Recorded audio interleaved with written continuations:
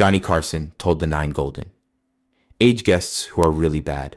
For 30, for years as the host of The Tonight Show, Johnny Carson delivered the best stars in America, stars into homes all throughout the country.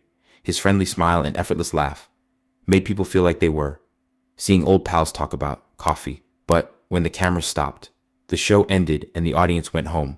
The smile went away a lot, according to people who worked with him the most. Carson kept a mental record of guests he didn't like, he thought were really bad people.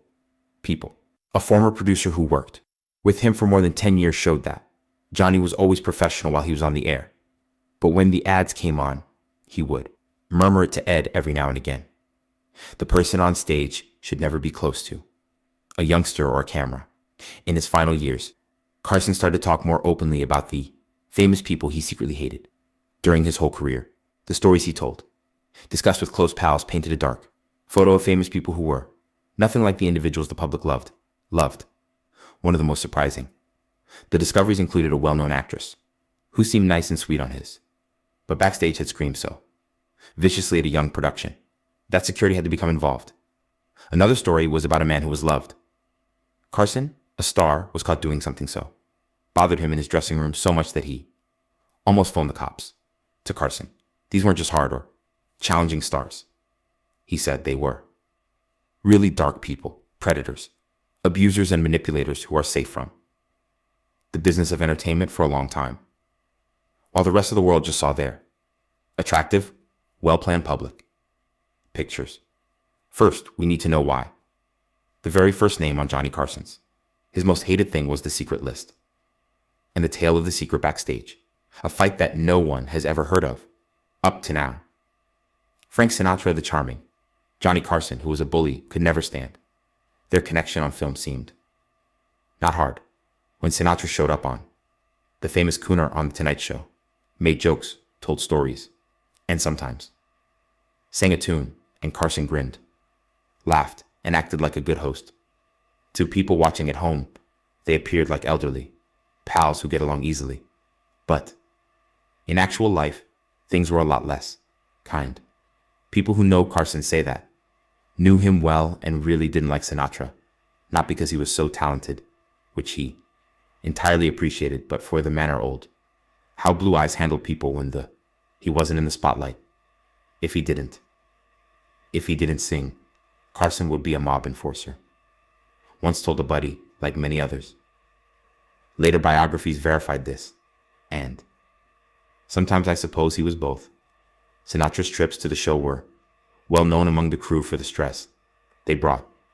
Employees remembered, because he never arrived by himself, always, with 6 to 8 men around him, 8 males. They weren't in the business of show business. One stage hand remembered. More like the kind of men you'd stay away from in a dark alley.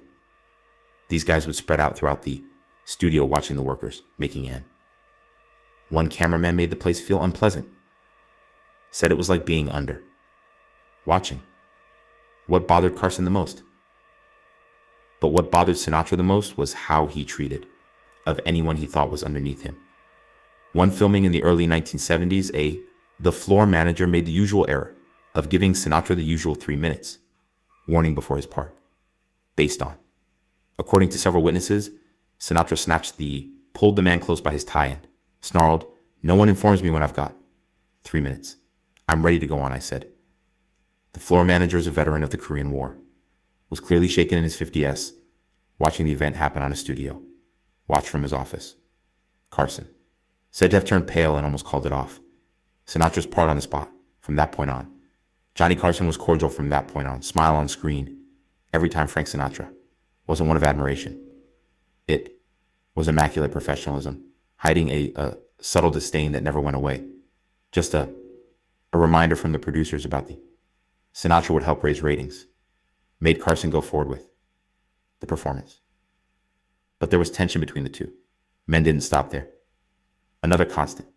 Sinatra's was a source of frustration, not being reliable. He was known for canceling a lot. Appearances at the last minute. Sometimes even after getting there. Studio. One time only 2 hours. He is said to have decided before taping that he wasn't in the mood and just left. Out. Their most revealing moment was. Tense relationship came to a head at a break for business. Sinatra made a rude Comment concerning a female employee's. Loud enough for those nearby to hear. Getting him out of his customary calm, Carson turned to him with professionalism and remarked in a calm, icy voice, "We. Don't say things like that about my personnel. Here." The air in the studio became still. Sinatra was shocked that anyone, even Johnny Carson, would even dare to go up against him. Sat still. When the cameras came, both men were back to their customary TV smiles, but everyone behind the scenes. The people behind the scenes could feel the cold. Carson's inquiries got shorter, and his tone less involved. After the taping, when it was over, he told his producer, "I don't care how high his ratings are. Only let him do it once a year at most." Carson, who didn't often get involved in booking decisions, this was a strong statement. He hardly ever said no. Guests. But Sinatra's pride and Johnny had crossed the limit with his brutality. Couldn't ignore. If Frank Sinatra, shown the mean side of being famous, strength, the next name on Carson's mind, the Blacklist showed a distinct type of difficulties, the huge ego that wouldn't accept limits. Joan Crawford, the queen of Hollywood with ice in her blood. When Crawford came on, people who watched The Tonight Show in 1970 witnessed the beautiful mythology they had loved for decades. With her perfect stance, perfect style, and careful practice. Charm, she was the perfect picture of old. Glamour from Hollywood, but based on a few people from The Tonight Show. Staff, the woman behind the camera was not like the one on screen. Years. Carson later told his biographer, said she was one of the coldest people I've talked to before, speaking to. It was like chatting to a wonderful statue. There is nothing with it. The problem started before Crawford even got to the place where the work is done. Her crew had sent over a 4-page list of lighting and staging. Expectations so specific that the show. The technical director maintained a copy of it for decades. Everything had to be perfect. Remembered a past producer. The angle of her chair, the height of Johnny's desk, the temperature of the studio, exactly 67 degrees. Not 66, not 68. When Crawford finally came 3 hours before the taping, she brought her own team of cosmetics artists.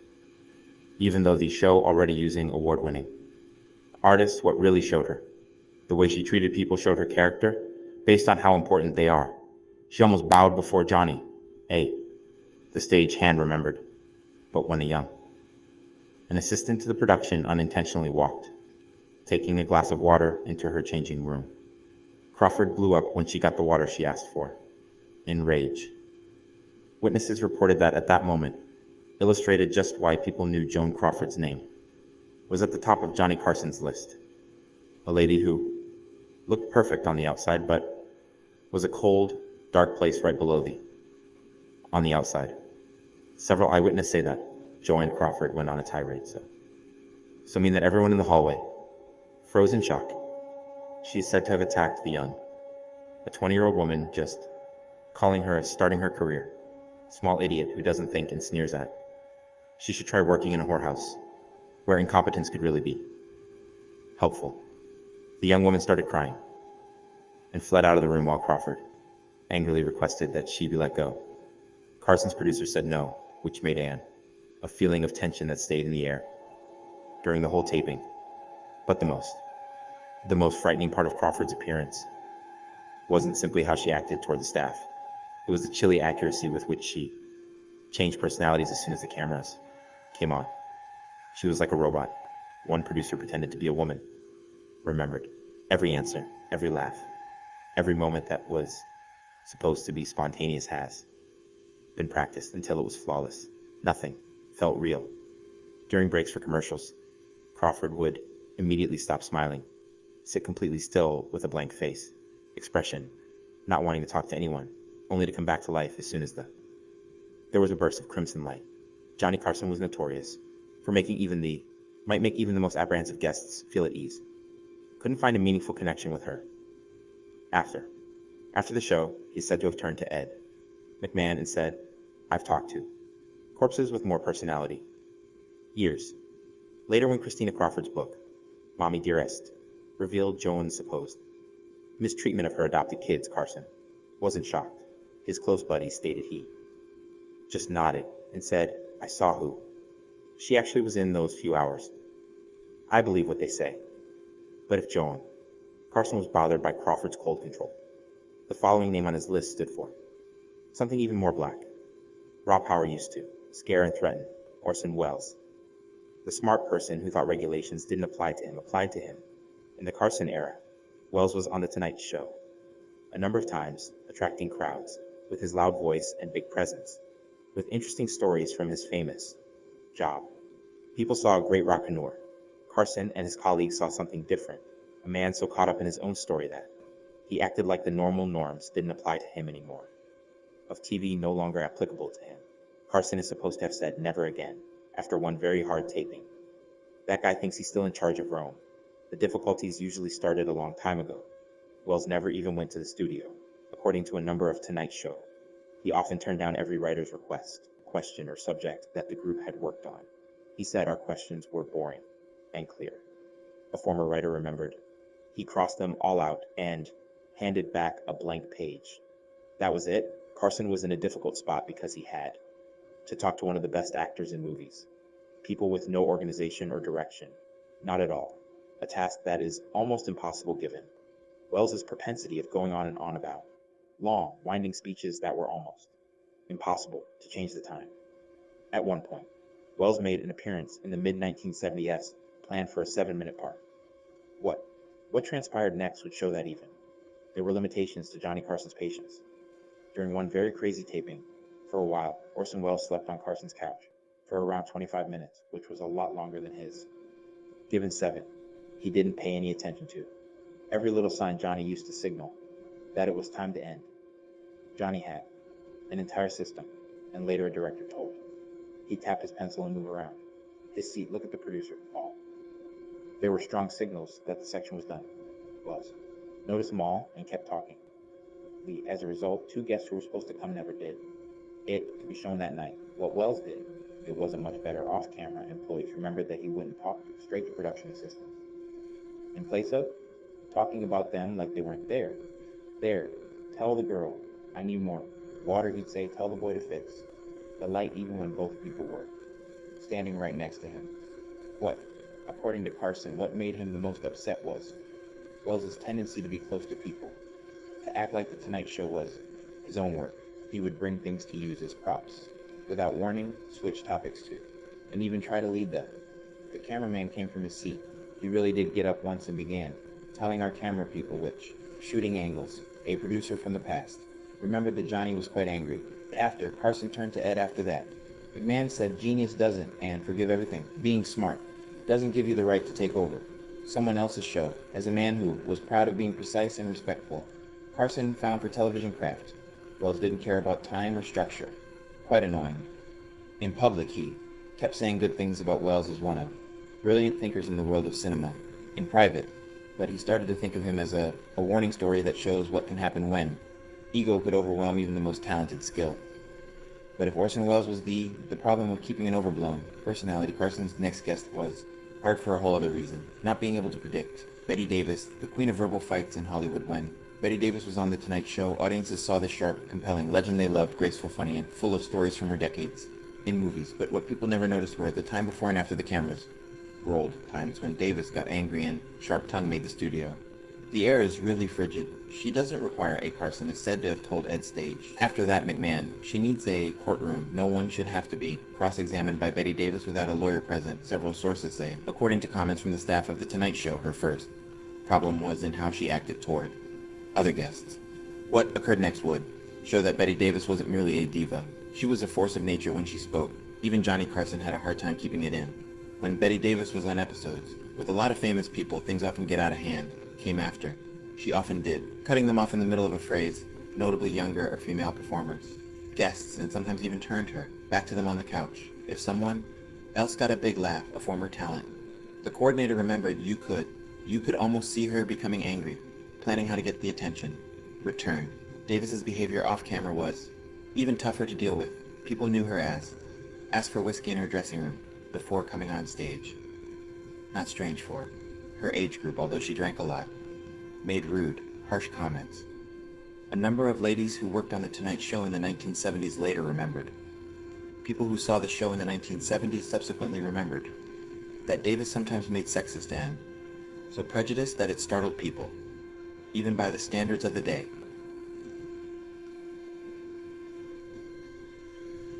One the cosmetics artist recalls giving her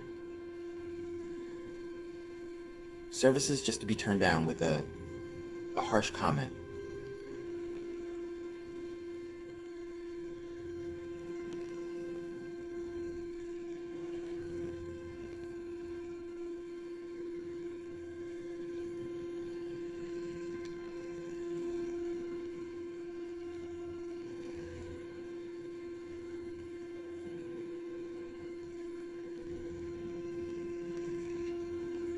Stepped in.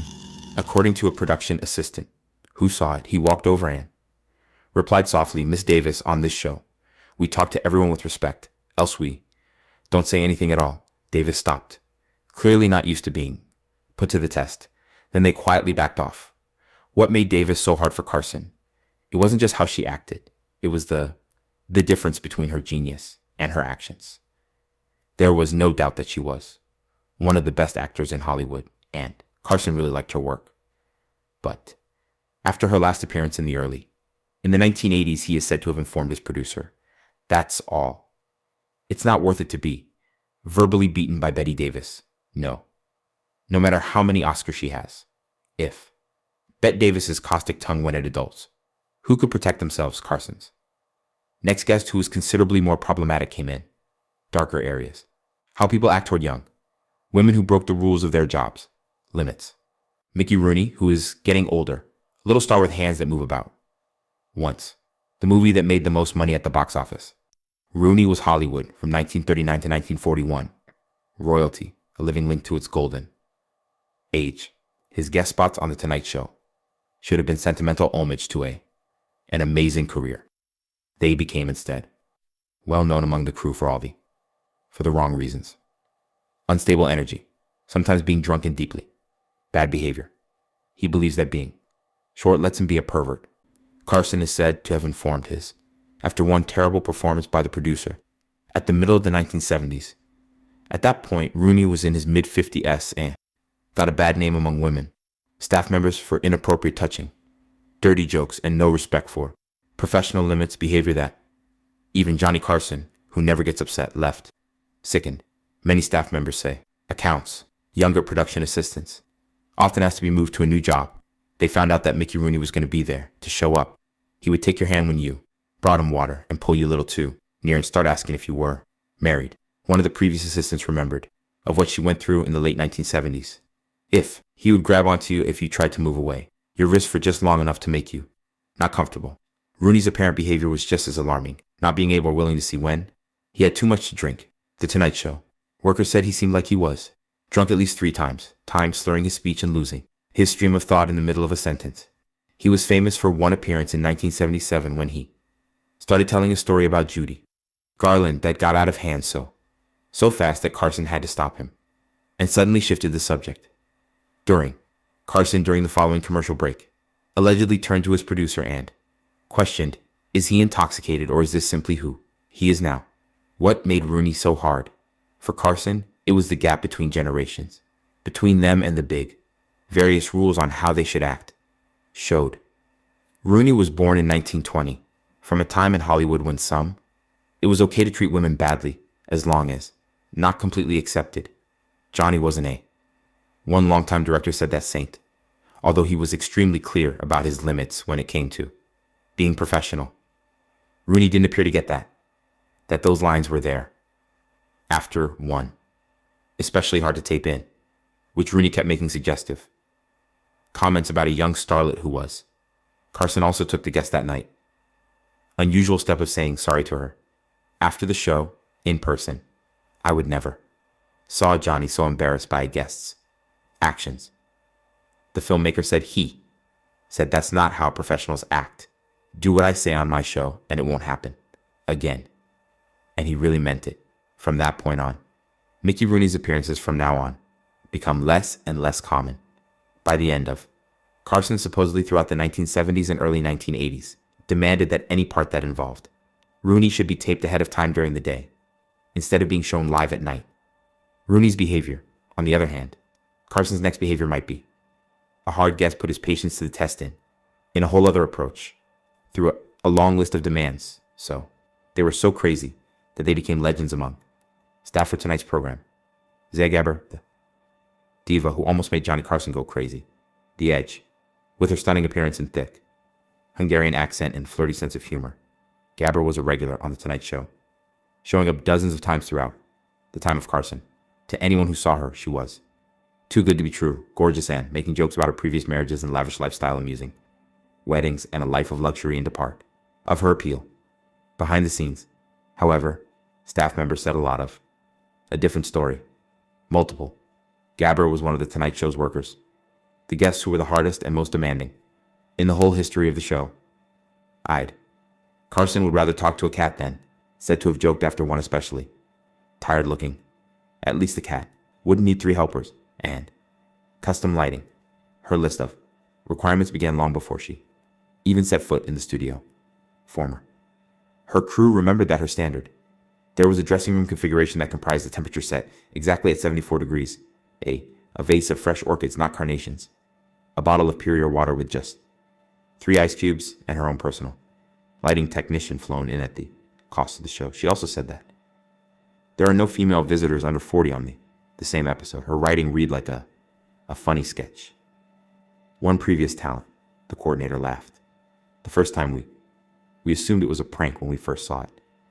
If even one thing was missed, Gabor said to have refused to come out of her room to get dressed. The tapings were put off. The team and guests had to wait and rush to meet her needs. One well-known event became legendary among the workers. Gabor showed up for a recording, only to find out that the cosmetics, the department didn't have the one she wanted. Brand of base. People who saw her stated she started yelling at the head makeup artist, requesting that someone be sent to Beverly Hills right away to acquire the right product Johnny really had. A former producer said they had to step in. He called her and said immediately, "Jonna, sweetheart, you already look great and we have a show to do. Let's put off the cosmetics crisis for another day." What really made Carson wasn't simply how she acted. It was the trouble she made for everyone else. Other guests had to wait, while manufacturing timetables were ruined. Crew members had to stay late to catch up for the wait. After one time in, Gabor was 40 minutes late when he got there and then said she was unhappy with how she'd been. According to reports, Carson turned to his executive producer and remarked next, "Tell her that she can come over when she wants." The name of the show is now The Tonight Show, with Zsa Gabor as the star, and I'll be happy to play her sidekick. Even if she made things hard for him, people kept asking Gabor to come back. Evidence that even while the cameras were on, Johnny Carson couldn't say she wasn't gold for TV. But if Gabor's diva, Carson's next demand was tiring. Troublesome guests brought a new sort of worry, one that had little to do with vanity and all that goes with it. Personal limits. Shelley Winters, the hurricane Johnny Carson that came out of nowhere, never really know what to do. A won the Academy Award twice with a profession that went from glamorous ingenue roles to tough, character-driven roles. Winter should have been a performer, the best guest on The Tonight Show. She was. Experienced, well-spoken, and full of the history of Hollywood. But according to, she was one of those who worked behind the scenes. Was also one of the most unpredictable and visitors Carson never knew what to expect from. Shelley doesn't talk. She blows up. After one, Carson is supposed to have replied. Very intense interview. 2, Winters became a member of the Tonight Show crew, famous for not being able to do it, or maybe not wanting to change for the show. A lighthearted tone, not funny. Stories or promotional talk she often started with passionate political speeches or shocking personal revelations that made Carson have a hard time to keep the segment going. During one appearance around the middle of the 1970s, a plain inquiry regarding her newest movie spiraled into a 5-minute speech about corruption in the government and the media, being hypocritical. Johnny was great at talking to people. Control, a former director said, but It was like attempting to, with Shelley, steer a storm. When she started all, you could only hold on and hope she paused before the next ad. Take a break. Her unpredictability went on for a long time. More than what she said, Winters had a known for sudden physical fits of rage, one very well known. An example comes from a British chat program, appearance where she flung a glass of whiskey in the face of actor Oliver Reed after he spoke sexist things. That tale spread swiftly on TV, created circles, and the staff of The Tonight Show extra careful every time she was planned. We really took everything out, breakable from the set before she got there, on. One stage manager said, if it could be tossed away and it would be gone. Even though she made things tense, many of Carson's co-workers remarked that Winters's the volatility didn't come from being mean or not from being arrogant, but from being honest. She was very interested in politics, her values, and her sense of right and wrong, and thought of every platform as a way to express something that matters, even if it made other people feel bad. Hey, Carson, even though she looked uncomfortable during her more, respected that intense moments, being real, after one really, scorching look in which Winters. He spoke out against the Vietnam War, allegedly turned to his producer and remarked, I might not want to spend I don't want to spend the weekend with her, but I'll give her this. She means every word she says. Shelley Winters may have put Johnny to the test, Carson's forbearance, but she also reminded him and everyone else watching that evening, the world of polished fun. Some guests didn't want to play by the laws. Shelley Winters is furious. Johnny may have been tested by how unpredictable things were. Carson's ability to wait. But his next. Hard guests pushed him to a point of pain that transcended beyond personality. Fights. This time it wasn't about pride or changeability. It was about ideas. Carson's mounting discomfort was focused on one of the most beautiful women in Hollywood, whose political ideas and how they treat others behind the scenes made a lasting impression. Mark on him. The bombshell Jane Russell, whose politics Johnny Carson couldn't stand. Stomach. Famous for her sexy scream. Being in movies like The Outlaw and Jane Russell in Gentlemen Prefer Blondes was one of those famous sex symbols. The 1940s and 1950s. Her beauty, wit, and being a Hollywood legend made an obvious option for her to be on The Tonight Show. But after just a few times. In the early 1970s, she almost disappeared from Carson's list of guests, and people who know say it wasn't a coincidence. Former Tonight Show crew say that. Carson started to feel more and more uneasy. Russell's strong political views, thoughts that he thought went too far, from having an opinion to being intolerant, even though Carson himself was more likely to vote Republican for. He was careful to keep a lot of his life. The show was neither political and all-inclusive. Johnny didn't mind having guests, having diverse points of view. One, a longtime producer outlined what he couldn't stand those opinions that said, become nasty or biased. Several staff members remembered that. Russell would often say nasty things, making fun of LGBTQ people who work on the show. In one tape from the early 1970s, she said, wouldn't allow a gay makeup artist do her touch-ups, which made her ask for help from someone else instead.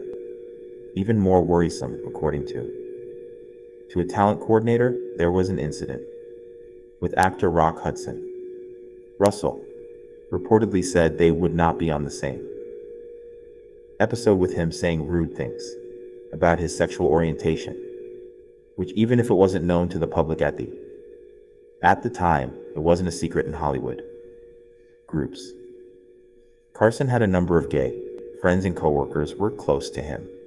Circle was quite hurt. He was. In that way, he was ahead of his time. The coordinator claimed he just wouldn't do it. He would not put up with bigotry, not in his studio. People say the last straw came in 1973. During a break in the show, Russell, made fun of informal talk, comments regarding civil rights in the past, laws, comments heard by several crew members quickly passed on to Carson. Even though what she said was never caught on tape, they sealed her. Destiny. After that, Jane Russell was discreetly taken out of the list of guests on The Tonight Show. for a host who didn't often get involved with guest bookings, especially with someone like Russell. The decision said a lot about stature. It was one of the rare times Johnny Carson made a strong personal line. Not done. Renown, not ratings, but over. Rule.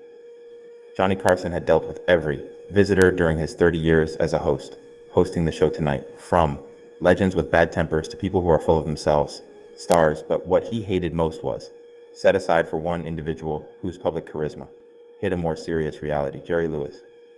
2. Millions of people thought Lewis was a comedy genius and, for the good of people, the lively performer who made people laugh for generations, and, by his work, he raised millions for charity, telethons every year.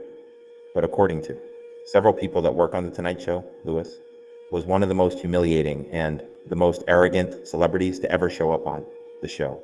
He's what happens when you have an ego. Carson reportedly told a co-worker after a really bad meeting. One time, Lewis taped the iconic tape again and over, stopped Carson and the other people, guests taking over the conversation, and even reaching over to change Carson's tie without asking, which is a sign that clearly upset the typically calm host. He was rude to the personnel. Worse, he wouldn't learn anyone's name, instead calling them by their employment titles, and once yelled at a camera operator for making too much noise during practice. What made Carson sick? The biggest difference between Lewis's popular reputation as a defender of kids and how he treats people in private who couldn't help his job. That two-faced. Johnny's skin crawled at the thought of it, remembered. After Lewis's last show, according to reports, Carson in the early 1980s replied simply, "Never again," effectively, not letting him on the show. Years later, Carson summed up how he felt with Rare. Being blunt, he lived in a town full of fakes, really jumps out as hateful and requires some work. Carson's private, Blacklist, which has stars like Frank Sinatra, Joan Crawford, Orson, Betty Davis, Mickey Rooney, Wells, Za, Gabber, Jane Russell, Shelley Winters. And Jerry Lewis gives us a gaze that tells us a lot. During Hollywood's golden period, under its glamorous on the outside, for 30 years every, Carson's had a lot of famous people come through studio, which gave him a different look at who was real and who just played the part. He didn't want to hear rumor or grudges. He just couldn't stand harshness, especially against persons with not as much power. As a director for a long period, Johnny underwent a simple test as explained. How? How did they treat the pages, the camera guys and assistants? That told him all of it. After his death, several of Carson's private. After Carson died, several of his private. Reports showed that judgments were correct of bad behavior, arrogance, and abuse by. Some of these stars became famous. His. The unsaid Blacklist serves as a reminder that behind the smiles and brilliant lights of, people were real in Hollywood's golden period. Some are encouraging, while others are severely flawed. As Carson once quipped, the camera adds a layer, not just 10 pounds, of fiction. His best gift wasn't just making people laugh in America every night, but seeing through that story to the truth that lies beneath.